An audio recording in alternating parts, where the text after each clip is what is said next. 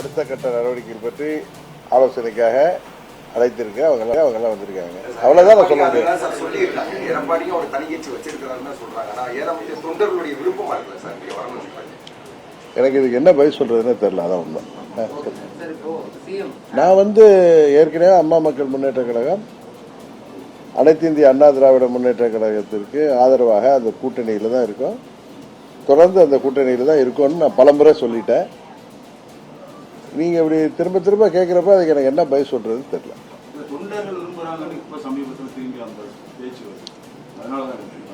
நாங்க அவங்க கூட தானே இருக்கேன். அம்மாவுடைய கொடியை போட்டு அம்மா மக்கள் முன்னேற்ற கழகம்னு ஒரு கட்சி நடத்திட்டு இருக்கோம். அது அம்மாவுடைய கட்சி தானே. அதனால நாங்கள் அவங்க கூட தான் இருக்கேன். அவங்க கூட இணைந்து தான் செயல்பட்டு இருக்கேங்கிறது தான் எங்களுடைய கருத்து. சிஎம் கடலூர் இன்சிடென்ட் அப்புறம் இப்பதான் திரும்ப போறாரு. போய் போலீஸ் மேல பழி சொல்றாரு. போலீஸ் மேல தடுத்துக்கலாம் அப்படின்ற மாதிரி சொல்றாரு. இப்போ அவர் தானே போலீஸ் துறை மந்திரி. அந்த யாரெல்லாம் அன்றைக்கு அவரை தப்பா வழி நடத்தி அந்த மீட்டிங் வர வச்சு அவ்வளோ பெரிய ஒரு பாதகமான ஒரு செயல், அன்றைக்கு பல உயிர்கள் போகின்ற செயலை போலீஸ் செய்ததா சொல்ற முதலமைச்சர், இன்னைக்கு கண்டுபிடித்து சொல்ற முதலமைச்சர் இன்னைக்கு அந்த துறையோட அமைச்சராகி 60 நாள் கிட்ட போது என்ன நடவடிக்கை எடுத்திருக்கிறாரு? இதெல்லாம் முதலமைச்சர் சொல்றதெல்லாம் உண்மையாங்கிறத சிபிஐ என்கொயரி ஏற்கனவே போயிட்டு இருக்கு. அதுல எல்லா உண்மையும் வெளிப்படும். ஆனா பழியை யார் மேலேயோ போடுறது சரியா இருக்காதுன்னு நினைக்கிறேன். அதுல அந்த கரூர் துயர சம்பவத்திற்கு காரணமானவர்கள் யாராக இருந்தாலும் அவர்கள் சட்டத்தின் முன் நிறுத்தப்பட்டு அவர்களுக்கு உரிய தண்டனை உச்சநீதிமன்றம் வாங்கி தரும் என்ற நம்பிக்கை எங்களுக்கு இருக்கு. நான் ஏற்கனவே நானும் சொல்லியிருக்கேன். எல்லாரும் தமிழ்நாட்டில் உள்ள பல அவங்க கூட்டணியில் உள்ள கட்சி தலைவர்கள் முதற்கொண்டு இது ஒரு தவறான முன்னுதாரணம். இன்றைக்கு தாவேக அரசு இதிலும் ஒரு தவறான முன்னுதாரணத்தை உருவாக்கி வருகிறார்கள். என்ன சொல்ல போனா கடை தேங்காவை எடுத்து வலிப்பிள்ளையருக்கு உடைச்ச கதையா தான் இருக்குது அப்படின்னு தான் பார்க்க முடியுது. சார், இப்ப முதலமைச்சர் எதிர்கட்சி தலைவர்களையும் சரி எதிர்கட்சிகளையும் சரி மேடைகள்ல பொது இடங்கள்ல விமர்சனம் பண்ணக்கூடியது சரியான அரசியல், நாகரிகத்துக்கு உட்பட்ட அரசியல் தான் பாக்குறீங்களா? திரைப்பட பாடல்கள் எல்லாம் பாடுறாரு, புரட்டான்றாரு, சால்னான்றாரு முதலமைச்சர். அவரு கொத்து புரட்டாங்கிறாரு.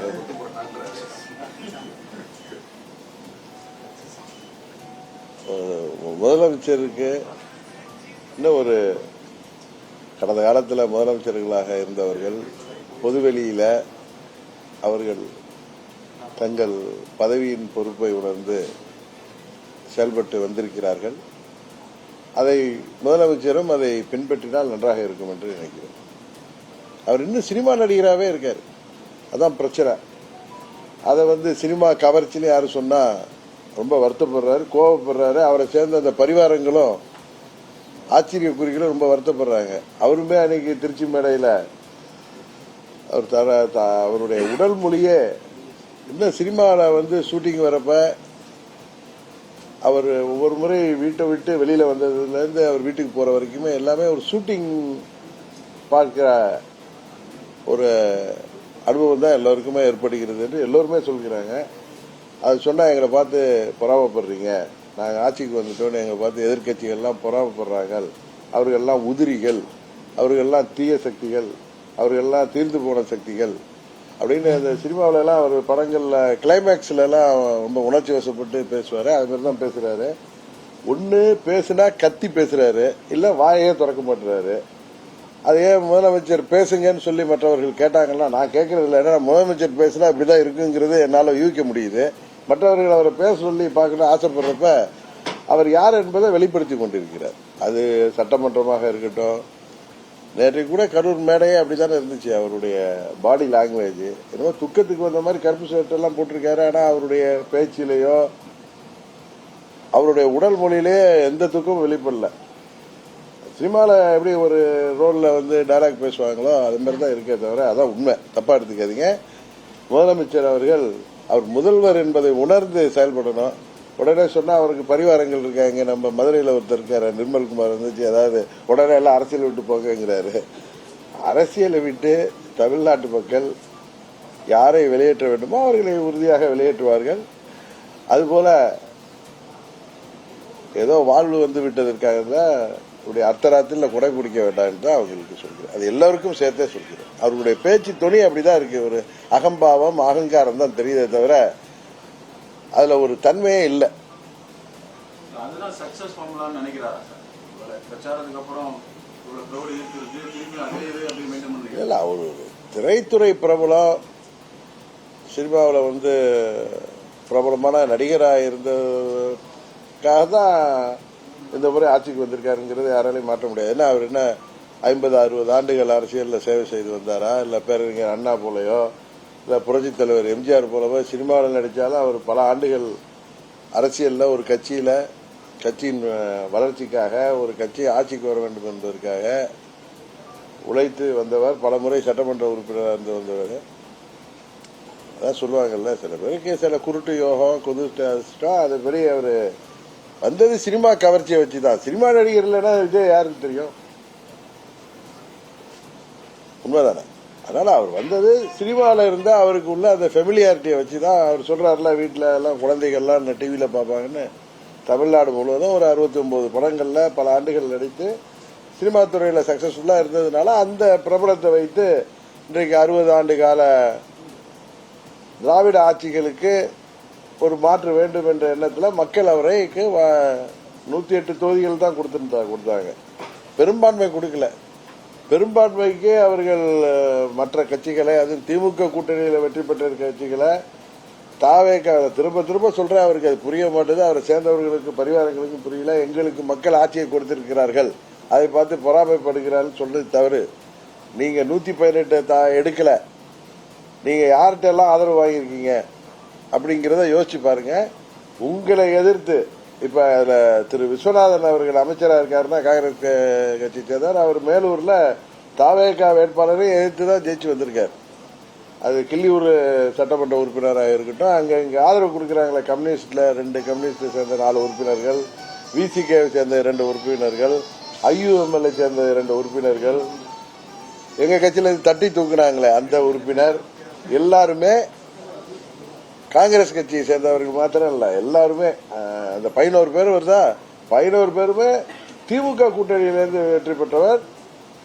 அமமுகவிலிருந்து தட்டி தூக்கப்பட்டவர் வந்து அதிமுக கூட்டணியிலிருந்து வெற்றி பெற்றவர். இவர்கள் ஆதரவோடு ஒரு கூட்டணி ஆட்சி அமைச்சிட்டாங்கிறாங்க. இது வந்து இதை வேற மாதிரி சொன்னா ராஜாவை சொன்ன மாதிரி நீங்க என்னட்டு கண்டனம் தெரிவிப்பீங்க. இது வந்து அவங்க கூட்டணியில இருந்து யாரும் ஜெயிச்சு வந்தவங்க கிடையாது. அவரை எதிர்த்து ஜெயித்து வந்தவர்களோட அவர்கள் ஏதோ ஒரு காரணத்தை சொல்லிக்கொண்டு இந்த ஆட்சி, ஜனாதிபதி ஆட்சி வந்துவிடக்கூடாது என்பதற்காக இந்த ஆட்சிக்கு ஆதரவு கொடுத்திருக்கிறார்கள். அதுல இருந்து தப்பிக்குவதற்கு தான் அவருக்கு காங்கிரஸ் மேலேயும் நம்பிக்கை இருக்கான்னு தெரியல, கம்யூனிஸ்டுகள் மேலேயும் நம்பிக்கை இருக்கான்னு தெரியல, மற்ற விசிகே ஐயுஎம்எல் மேலேயும் நம்பிக்கை இல்லைங்கிறதுனாலதான் அதிமுக சட்டமன்ற உறுப்பினர்களை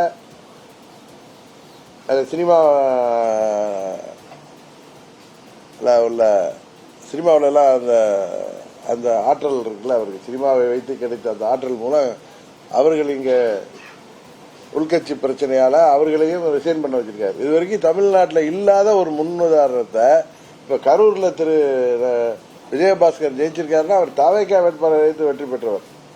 அவரை வந்து அந்த மக்கள் வெற்றி பெற செய்திருக்கிறார்கள். மக்கள் அவர் 5 ஆண்டு சட்டமன்ற உறுப்பினராக பணியாற்ற வேண்டும் என்பதற்கு தான் அவர் வெற்றி பெற செய்திருக்காங்க.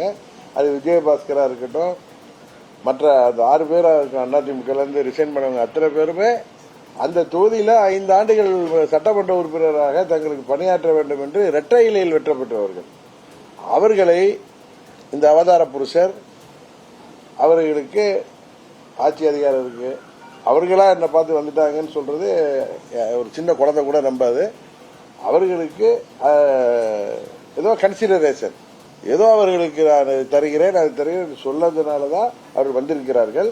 அதை தான் குதிரை பேருன்னு சொன்னா கோச்சிக்கிறாங்க அவங்க. அவரோட சேர்ந்த பெரியவர் வைகோவும் கோச்சிக்கிறார். இன்னொரு கட்சி எம்எல்ஏவை இன்னொரு கூட்டணியில் ஜெயித்தவர்களை தங்களுக்கு ஆதரவாக அமைச்சர் பதவி கொடுத்து ஆட்சியில் வைத்திருப்பதும் எதிர்கட்சிகள் இருந்த சட்டமன்ற உறுப்பினர்களை ஆதரவாக வச்சிருப்பதும் ஒரு ஊழல் தான். அது ஒரு ஊழல் தான், லஞ்சத்தை சேர்ந்தா. அது மாதிரி 6 சட்டமன்ற உறுப்பினர்களை அதிமுக உறுப்பினர்களை ரிசைன் பண்ண வச்சதும் ஊழல்ல தான் சேரும். அது அதனால இவங்க தூய சக்திங்கிறதெல்லாம் சும்மா தமிழ்நாட்டை அழிக்க வந்த நாசகார சக்தியாகத்தான் எல்லோரும் அதை பார்க்க தொடங்கிவிட்டார்.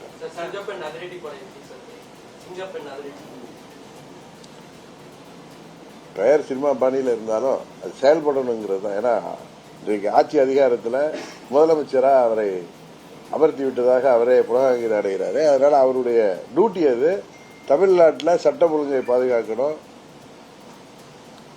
பெண்கள் பாதுகாப்பை உறுதி செய்யணும், போதை மருந்து புழக்கத்தை தடுக்கணும். அதுபோல தமிழ்நாட்டில் பல வளர்ச்சி திட்டங்களை கொண்டு வரணும். அவர்கள் சொன்ன தேர்தல் வாக்குறுதிகளை விவசாயிகளை ஏமாற்றியது போல் ஏமாற்றாமல் அவற்றை எல்லாம் நிறைவேற்றணும். இன்னும் சில பேர் அவர்களுக்கு ஆதரவாக ஓராண்டு டைம் கொடுக்கணும், 6 மாதம் டைம் கொடுக்கணும் அப்படிலாம் சொல்றாங்க. அது வளர்ச்சி திட்டங்களுக்கும் தேர்தல் வாக்குறுதிகளை நிறைவேற்றுவதற்கும் அவர்கள் கால அவகாசம் எடுத்துட்டோம். 5 ஆண்டுகள் கூட எடுத்துக்கிட்டோம். தேர்தல் வாக்குறுதிகள் நிறைவேற்ற மாதிரி வாக்குறுதிகள் கிடையாதுங்கிறது எல்லோருக்குமே தெரியும். ஏற்கனவே திமுக எப்படி அதிலெல்லாம் கஷ்டப்பட்டாங்கிறது தெரியும். அதனால தமிழ்நாட்டிற்கு வேலை வாய்ப்பை பெருக்குவதற்கு வளர்ச்சி திட்டங்களை கொண்டு வர வேண்டும். அதுபோல அடிப்படை வசதிகளை தொடர்ந்து பராமரிக்க வேண்டும். இதையாவது அவர்கள் ஒழுங்காக செய்ய வேண்டும். அதை செய்வதற்கு யாரும் அவங்களை போய் குறை சொல்லல. அவர்கள் இதுபோல மேடைகளில் ஏறி மற்றவர்களை பற்றி தவறாக பேசுவதற்கும், அவர்கள் வானத்திலிருந்து குதித்தது போன்று அவர்கள் காட்டிக்கொள்வதற்கும், அவர்கள் தேவதூதர்கள் போலவோ அவதார புருஷர்கள் போலவோ இனிமே தமிழ்நாட்டை காப்பாற்ற வந்த மீட்பர் போலவோ அவர் பேசுவதோ அவரை சேர்ந்தவர்கள் பேசுவதற்கு தான் எதிர்க்கட்சிகள் பதில் சொல்கிறார்கள். விவசாய கடனை ரத்துப்படி சொல்லி எந்த விவசாயிகளும் கேட்கல. ஆட்சிக்கு வந்த உடனே இவங்க இந்த ஏமாற்று வேலை பண்றதுதான்.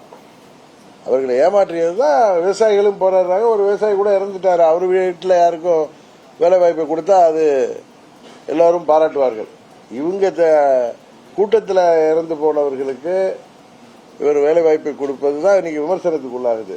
அன்றைக்கு இந்த விவசாய கடன்களை முழுமையாக தள்ளுபடி செய்ய வேண்டும், எங்களை ஏமாற்றக்கூடாது என்று போராடிவிட்டு வீட்டுக்கு சென்ற விவசாயி தலைஞாயிறை சேர்ந்தவர் இறந்தாரே, அவர் வீட்டில் உள்ளவங்களுக்கு வேலை வாய்ப்பை கொடுத்தால் அது உறுதியாக எல்லோரும் பாராட்டுவார்கள்.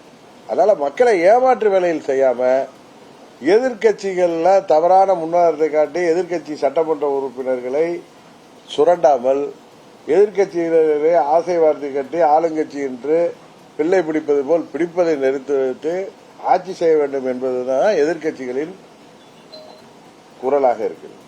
திமுக அதிமுக 2 பேருமே சேர போறாங்க, அவங்க சேர்ந்துதான் எதிர்க்க போறாங்க அப்படின்ற மாதிரி ஒரு முதலமைச்சர் பேசுறாரு, களவாணின்னு பேசுறாரு. இதே அந்த திரு விஜயை பார்த்து சொல்றதுக்கு எவ்வளவு நேரம் ஆகும்? இவர் தான் களவாணி. நம்ம ஊர்ல சொல்லுவாங்க ஆடு திருட மாடு திருட. எங்க ஊர் பக்கம்லாம் சொல்லுவாங்க சில ஊர்ல அவன் ஒன்லி மாடை தான் திருடுவான். இன்னும் சில பேர்ல ஆடை தான் திருடுவான். கேள்விப்பட்டிருக்கீங்கல்ல?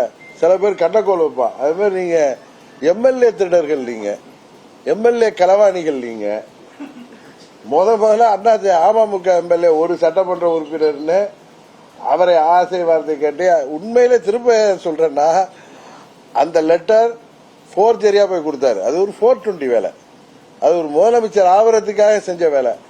இவர்கள் ஆட்சி அமைப்பதற்கே அவ்வளவு தகுதி திருப்பங்கள் செய்தவர்கள். உண்மையா இல்லையா? எங்க சட்டமன்ற உறுப்பினர் அண்ணன் பழனிசாமி அவர்கள் தான் முதலமைச்சர். அவர் முதலமைச்சராக ஆதரவாக என்னோட கையெழுத்து போட்டு 5 மணிக்கு கொடுக்கிறார்.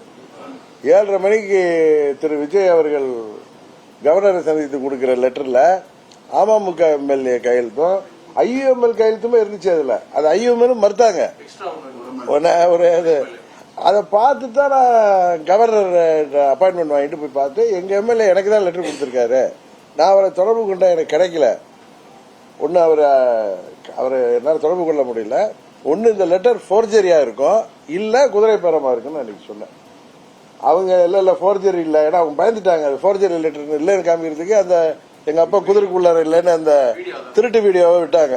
ஸோ அப்ப என்ன குதிரை பேரம் தான். ஒருத்தர் நீங்க விருப்பப்பட்டு ஆதரவு கொடுத்திருந்தா அவரை சட்டமன்ற உறுப்பினரை கவர்னர்கிட்ட அழைச்சிட்டு போயிருக்கணும், இல்ல அவருடைய ஒரிஜினல் கடிதத்தினால் கொண்டு போயிருக்கணும், இல்ல அவரை உங்க அலுவலகத்தில் அழைத்து உங்களுக்கு ஆதரவா கடிதம் வாங்கி போட்டோ எடுத்துட்டு போய் கொடுத்துருக்கணும். எதுவும் இல்லாம நீங்க ஒரு லெட்டரை கொடுத்துட்டு செராக்ஸ் காப்பியை கொடுத்துட்டு அந்த சட்டமன்ற உறுப்பினரை அவரே கவர்னர்கிட்ட மறுத்து நான் கொடுத்த லெட்டர் இல்லைன்னு கொடுத்த கவர்னரிடம் கொடுத்த கடிதம் காப்பி இருக்கு நான் காமிச்சேன். போலீஸ் ஸ்டேஷன்ல கம்ப்ளைண்ட் கொடுத்தாரு. இதுல யாரு களவாணி? எம்எல்ஏ களவாணி யாரு?